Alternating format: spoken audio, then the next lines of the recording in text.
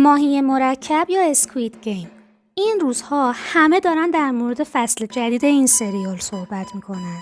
خودم هم همینطور توی 24 ساعت گذشته بدون توقف نشستم کل فصل رو یه ضرب تماشا کردم و خیلی ذهنم درگیرش بود. گفتم تا این اطلاعات توی ذهنم تر و تازه است یه ویدیو ضبط کنم و بر اساس مطالعاتی که داشتم المان‌ها و عناصر این فیلم رو براتون تحلیل کنم. پس تا پایان ویدیو با من همراه باشید.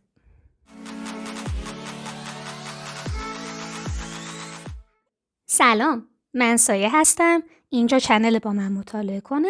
در این چنل کتاب معرفی و نقد و بررسی میکنم و فیلم ها و سریال هایی که مرتبط با دنیای کتاب باشن و به شما معرفی میکنم.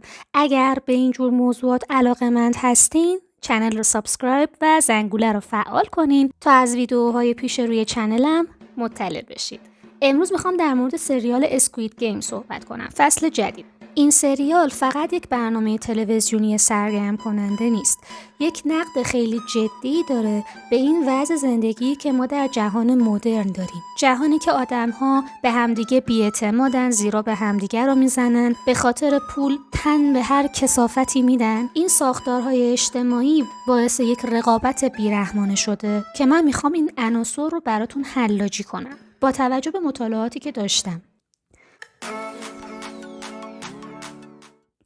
چه در فصل 1 چه در فصل 2 اولین نکته خیلی مهمی که توی این سریال به چشم میخوره بحث اختلاف طبقاتی و تضاد قدرته. توی این سریال ما شاهدش هستیم که یک گروه اقلیتی وجود دارن، VIP ها، که چون پول دارن، چون خیلی ثروت و پول دارن و کلا زندگی براشون یک نواخت و کسل کننده شده، میان روی آدم ها شرط میبندن. مثل اینه که تو بیای روی اسب ها شرط بندی کنی، بری روی مبارزه خروس ها شرط بندی کنی. اینا هم میان آدم ها رو توی شرایط مرگباری قرار میدن و سر این آدم ها شرط بندی میکنن. در واقع دارن سرگرم میشن از تماشای شکنجه و سلاخی شدن و اضطراب آدم هایی که از خودشون فرودست ترن. دارک ماجرا اونجاست. این سرگرمی پیوند خورده با یک نظام پولی و کسب و کار.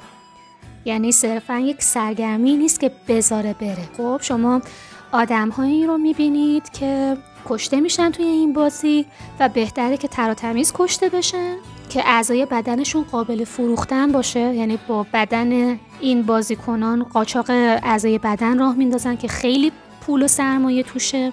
از اون طرف خود این عمل شرط بندی یک گردش مالی بسیار گسترده‌ای رو در پی داره. جزیره، سیستم‌های امنیتی، این همه پرسنل که اینا استخدام کردن، اینا کم هزینه نیستن که شما فقط اون قلک رو می‌بینی که به نفر برنده جایزه داده میشه. اگر کل پول ناشی از مسابقه اون بود که اصلا صرفه اقتصادی نداشت این مسابقه تداوم داشته باشه. یک سازوکار، یک چرخه، یک صنعت پشت این بازی مرگبار هست که کلی آدم دارن ازش نون میخورن و این وحشتناکه. این موضوع خیلی منو یاد اردوگاه‌های نازی ها میندازه، مشخصا آشویتز. توی اردوگاه‌های نازی ها ما میبینیم که نازی ها عملاً توی آشویتز کارخونه مرگ به وجود آورده بودن، کارخونه‌ای که محصول خروجیش مرگ بود. اول تا میشد از اون زندانیان بیگاری میکشیدن، بردگی میکشیدن، با کمترین هزینه کلی از اینا کار میکشیدن و وقتی که دیگه اون نیروی کار به دردشون نمیخورد یا اصلا قبل از اینکه ازشون کار بکشن میدیدن آقا این حامله است، این بچه است، این مریضه، این ازش کاری بر نمیاد، این افراد رو میکشتن و جسداشون رو که میسوزوندن خاکستر این جسدها رو به روستایی‌های اطراف میفروختن به عنوان کود، به عنوان کودی که پای زمینشون بریزن. در مورد هولوکاست، اون موضوعی که میگن از بدن زندانیا صابون درست میکنن، اون که اصلا جفنگ، اصلا همچین چیز غیر ممکنه، واقعیت نداره، دروغه. ولی جسد زندانی هایی که سوخته میشد خاکسترش به خیلی از کشاورزها به عنوان کود فروخته میشد. موهای زندانی ها رو که کوتاه میکردن به یه سری جاها فروخته میشد که باش نمد درست بشه. پس توی اون کارخونه غیر از این که بیگاری میکشیدن از آدم ها، حتی از جسدشون هم پول در می آوردن و این وحشتناکه. این خیلی ترسناکه که ببینی که این اسکوید گیم که داری میبینی موارد مشابه ازش توی دنیای واقعی وجود داشته. دارک ماجرا اینجاست. و نازی‌ها هم تنها کسایی نبودن که از این ابتکارا به خرج میدادن. یعنی شما این سیستم رو تو بقیه اردوگاه‌های کار اجباری جای دیگه دنیا کم و بیش میتونید اینو ببینید. برمیگردم به اسکوید گیم. وقتی که ما این موضوع رو توی سریال میبینیم، در واقع یک نماد و بازنمایی هست از دنیای واقعی که داریم درش زندگی میکنیم. دنیایی که یک گروه اقلیتی به واسطه قدرتشون، به واسطه ثروتشون به هیچ جا پاسخگو نیستن و هر جوری که دلشون بخواد از ما استفاده میکنن و ما رو زیر دست و پاشون له میکنن، از ما سوء استفاده میکنن.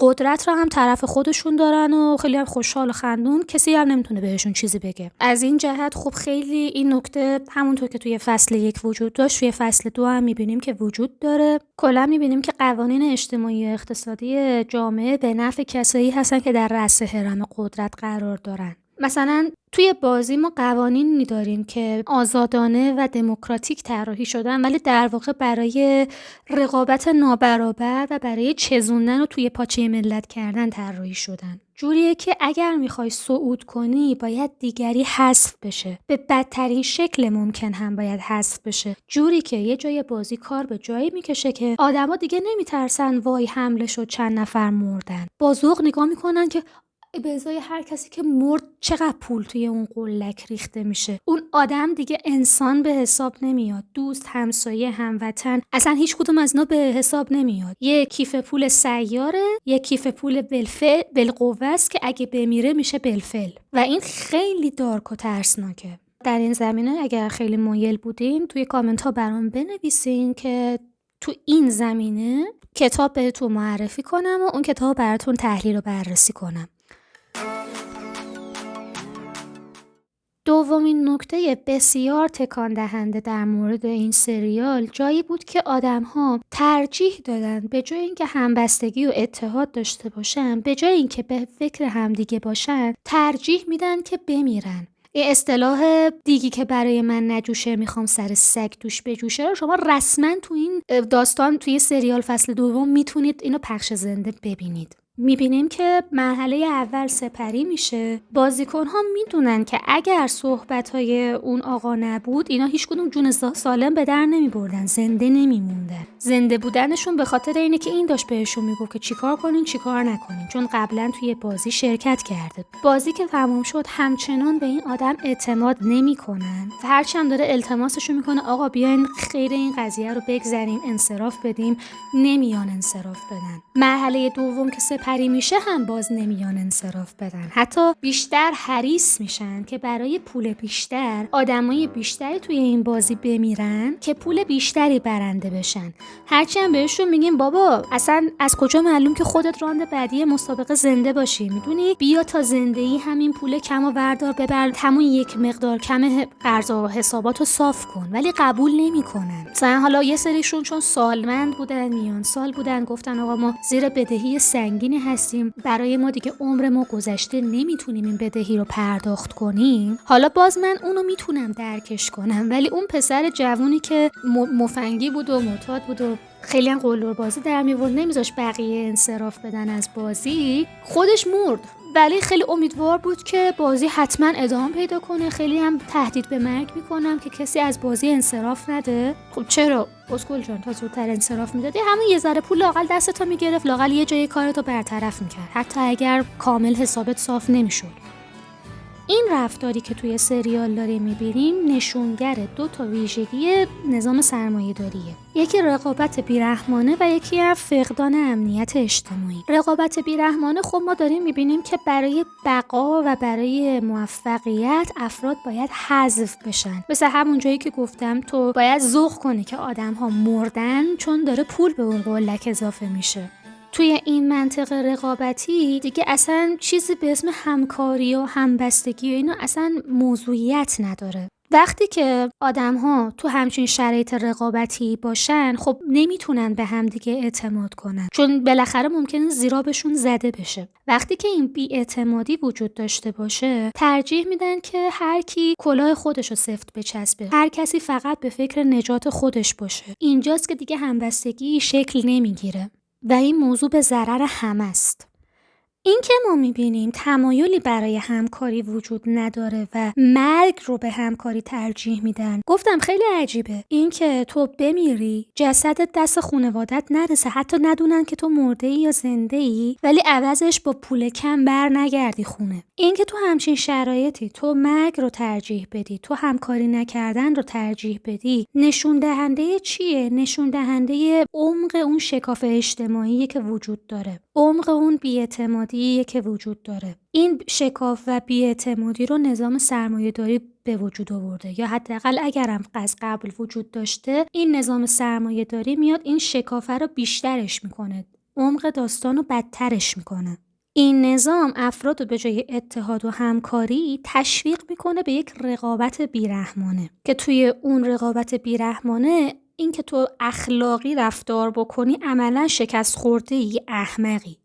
برای همین آدما همکاری نمی‌کنن، ترجیح میدن که رقابت داشته باشن، حتی اگر قرار باشه هیچ منفعتی از این رقابت به دست نیارن. یکی دیگه از دلایلی که این اتفاق میفته به خاطر ایدئولوژیه که نظام سرمایه‌داری سالیان ساله که به شکل‌های مختلف توی مدارس، توی رسانه‌ها، توی کتاب‌ها، توی دانشگاه‌ها هی داره این ایدئولوژی رو آموزش میده. چه ایدئولوژی؟ این که موفقیت فردی رو مهمترین ارزش تلقی کنه و اینکه حالا در کنارش یه سری نظریه‌های دیگه هم میاد اینو تشدیدش میکنه. مثلا نظریه‌هایی مثل داروینیسم اجتماعی از هربرت اسپنسر. داروینیسم اجتماعی چی داره میگه؟ آقا مثلا دنیا قانون جنگل، گنده‌ها کوچولوها رو میخورن، یکی دیگه پاره نکنی خودت تیکه پاره میکنن. یه همچین چیزی دیگه. داروینیسم اجتماعی میاد اون قوانین بدترین حالت رفتار حیوانات توی جنگل رو به جامعه انسانی تعمیم میده و میگه آدم‌ها موجودات فرصت طلب و خودخواهی هستن که در اولین فرصت میخوان همدیگه رو بزنن تیکه پاره کنن.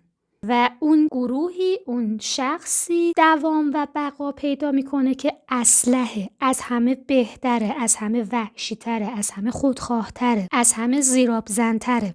حالا شما ترکیب این ایدئولوژی رو با ترکیب ایدئولوژی سرمایه‌داری که موفقیت فردی رو مهمترین ارزش میدونه، این دوتا رو هم رفته، وقتی که تو از بچگی هم خودت هم خانوادت هم جامعه هی اینو تو گوشت گفته باشن و هی مصادیقش رو دیده باشی، این آموزه ها در تو درونی میشه. حالا شاید در همه درونی نشه ولی برای خیلی ها درونی میشه. همونطور که داریم میبینیم توی بازی، مخصوصا توی افرادی که گزینه آبی رو انتخاب کردن.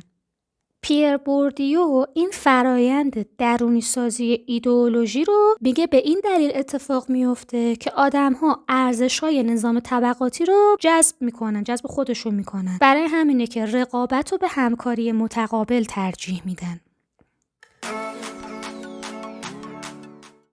یه نکته دیگه که توی فصل دوم این سریال خیلی بیشتر از فصل قبل برجسته بود، بحث طرد و انزوا بود. طرد دیگری و انزوا. توی ساختارهایی که تبعیض و نابرابری وجود داشته باشه، خیلی فردگرایی شدیدی وجود داشته باشه، آدم‌ها حس امنیت اجتماعی ندارن، اعتماد به همدیگه ندارن، سیستم رقابتیه. برای همین میان مثلا میگم سر اون قضیه بقای اسلحه میرن اون سمتی که به نظر قوی تره، وحشی تره، زیرآبزن تره.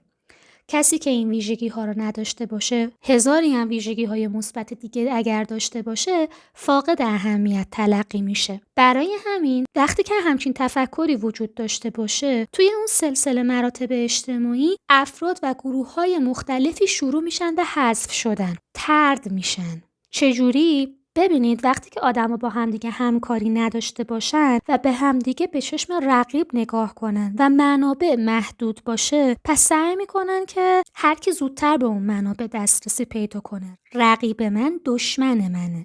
توی فصل دوم این طرد کردن بیشتر برجسته است. 3 شکل خیلی برجسته از طرد کردن رو شاهدش هستیم. اولین جایی که ما خیلی تابلو داریم طرد کردن رو میبینیم، اون جایی هست که ما میفهمیم یک زن حامله توی این بازی شرکت کرده.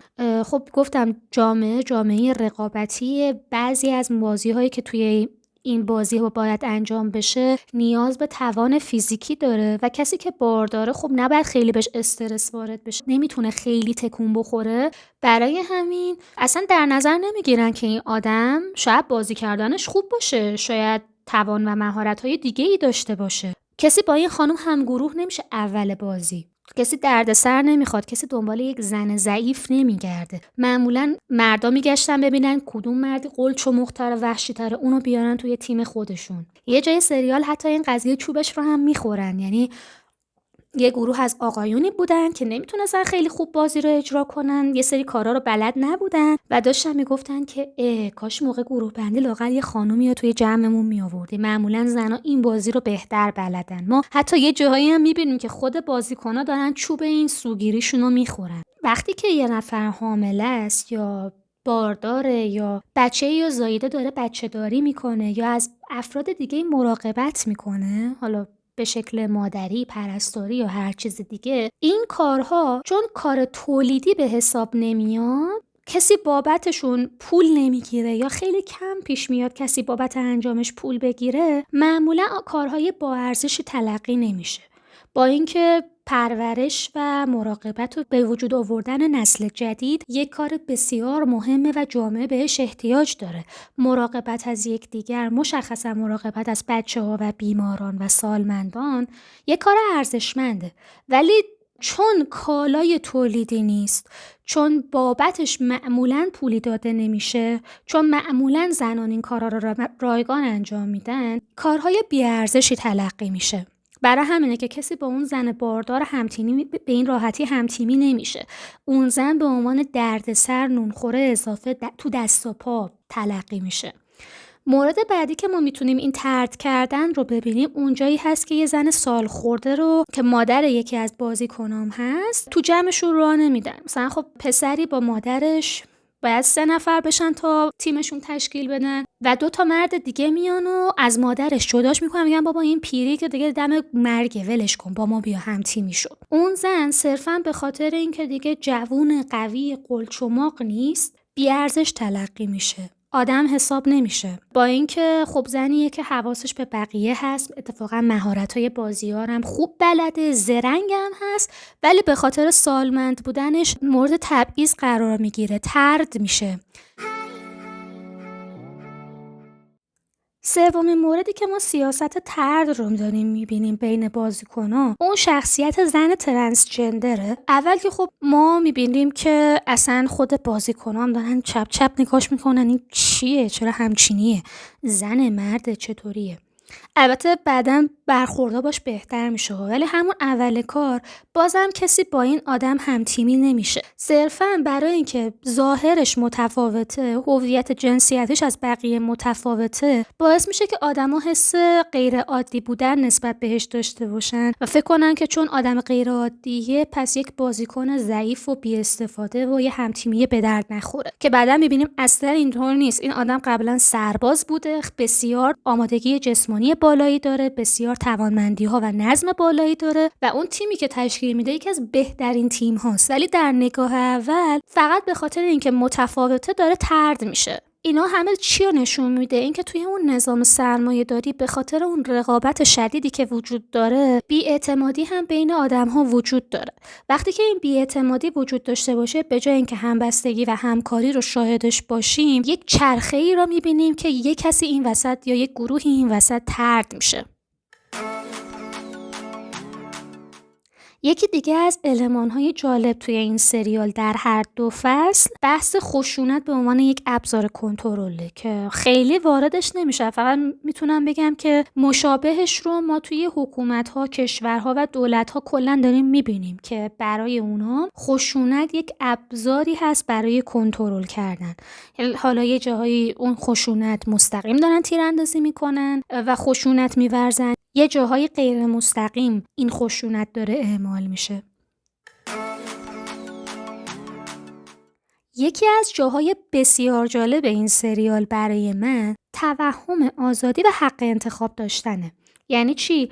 یعنی اینکه وقتی که گروه ها تشکیل میشه، بازی داره اجرا میشه، اینا دائما دارن میگن که افراد با اراده و انتخاب خودشون توی بازی اومدن. اولا که شما قبل از بازی به افراد نمیگین که اگر در این بازی شکست بخورن و بمیرن حتی اطرافیانشون نمیتونن خبردار بشن عزیزشون مرده، چه برسه بخوان جسدشو داشته باشن. قطعا دیه‌ای هم دریافت نخواهند کرد. اول از همه که اینا اصلا قبل بازی به افراد نمیگن و فریب دارن میدن. بعدم که بازی اجرا میشه دائم به عنوان این که ما بهتون حق انتخاب میدیم و ما خیلی موجودات دموکراتیکی هستیم دائم رأی گیری میذارن و هر چی یه عده اصرار دارن که آقا ما نمیخوایم بازی رو ادامه بدیم، ما میخوایم انصراف بدیم، غلط کردیم، شکر خوردیم، راه انصراف و راه بیرون رفتن از این بازی براشون بسته است. کما این که میبینیم که خب خیلی هم ادعا میشه که دموکراسی حق اکثریت. اولا اکثریت در کار نیست، تقریبا نصف جمعیت مایل به ادامه بازی نبودن، یعنی در حد اقلیت 10-20 نفره نیستن، شاید اختلافشون کمتر از 10 نفر باشه. تقریبا نصف جمعیت 40% جمعیت مایل به ادامه بازی نیستن. هرچی هم رأی منفی میدن حق خروج از اون ساختار بازی رو ندارن. این اسمش دموکراسی نیست. دموکراسی رأی اکثریت قبول، اما کنارش یه تبصره داره، حفظ حقوق اقلیت ها. یعنی نمیتونیم مثلا ما یه اکثریتی بریم رأی بدیم که فلان گروه رو با اردنگی از کشور بندازیم بیرون.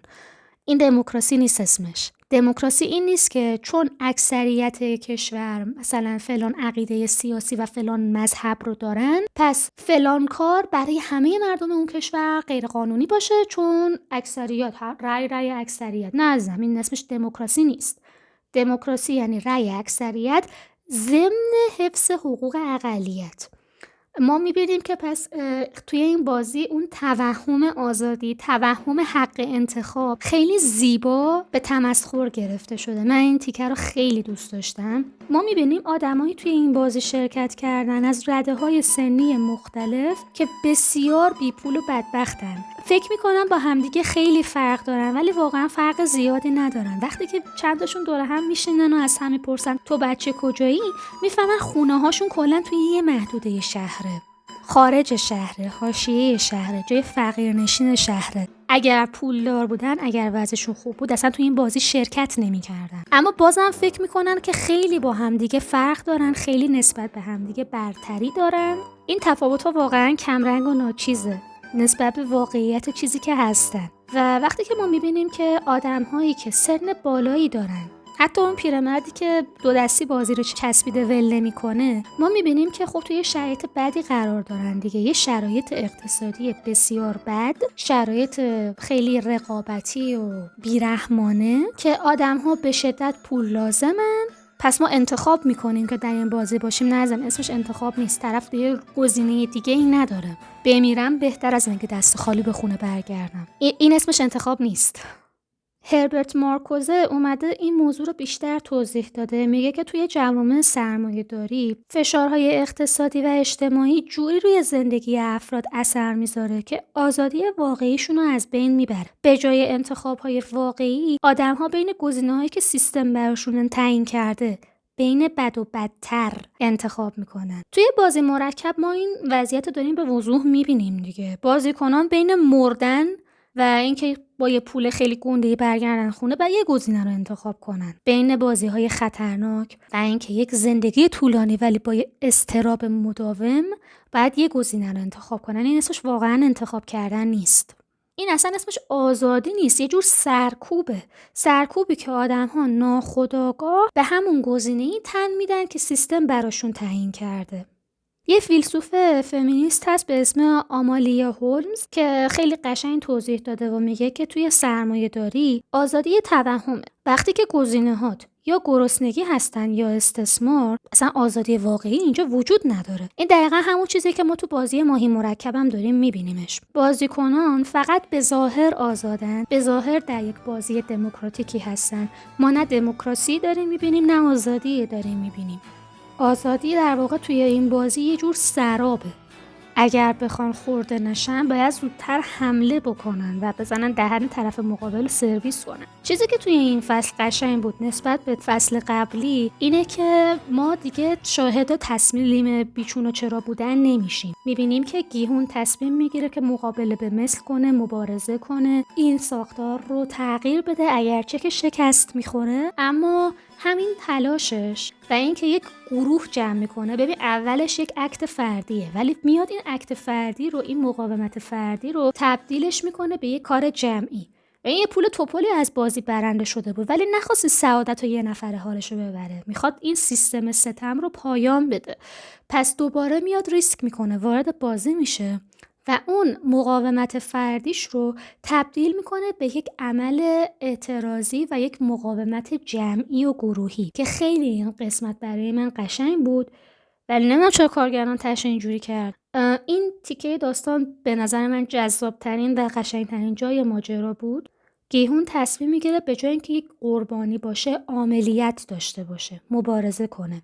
این نظر شخصی منه، دوست دارم نظر شما رو بدونم. به نظر من این تیکه، این حرکت گیهون خیلی منو یاد تعریف هانا آرنت از آزادی میندازه.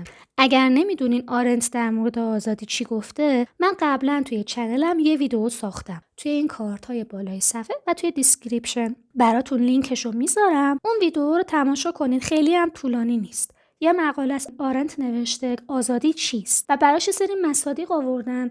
این حرکت کاراکتر خیلی منو یاد تعریف آرنت از آزادی انداخت. دوست دارم که نظر شما رو هم در موردش بدونم. یه بخش دیگه که مربوط به همین تیکه است اینه که اون مبارزه مسلحانه‌ای که پایان این بازی رخ میده، یک کار حالا مقاومت دفاع مشروع، حالا اسمش رو هر چی بذاریم. من در مورد این موضوع هم قبلا توی یوتیوبم صحبت کردم. یه ویدیو که در مورد الجزایر و جمیل بوپاشا ساخته بودم، توی اون ویدیو یک بخشیش هست که من دارم تفاوت بین چریک و تروریست رو خیلی واضح براتون توضیح میدم. توی کارت ها و توی دیسکریپشن لینکشو میذارم. اون ویدیو رو هم ببینین، بد نیست.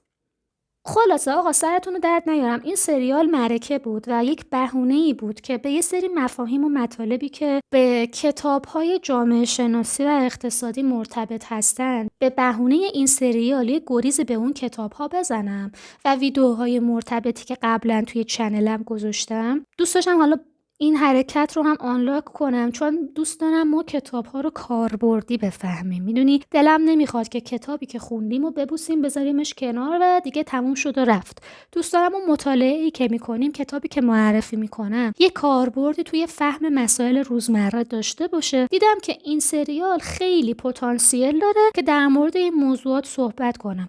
حالا در مورد هر کدوم از این تایتل هایی که صحبت کردم، اگر براتون جذابه که مرتبط با اون تایتل کتاب معرفی کنم یا مقاله براتون بیارم توی ویدیو توضیح بدم، تایتل مربوطه رو در کامنت ها برای من بنویسین تا مرتبط با سلیقه و نیاز شما برای اون مبحث ویدیو بسازم. در کل که خب این سریال بسیار جذاب، جای خیلی بدی هم تموم شد، منم بدجور توی خماریش موندم. اما گفتم که به این سریال به دید یک برنامه سرگرم کننده نگاه نکنیم، خیلی جای یادگیری داره، باعث میشه که به این فکر کنیم که چجوری میتونیم یه فهمی از سازوکار نظام اطرافمون داشته باشیم و چطوری میتونیم بازی رو عوض کنیم، چطوری میتونیم بزنیم زیر همه چی. گفتم که از این جهت این سریال میتونه برای ما خیلی منبع الهام جالبی باشه.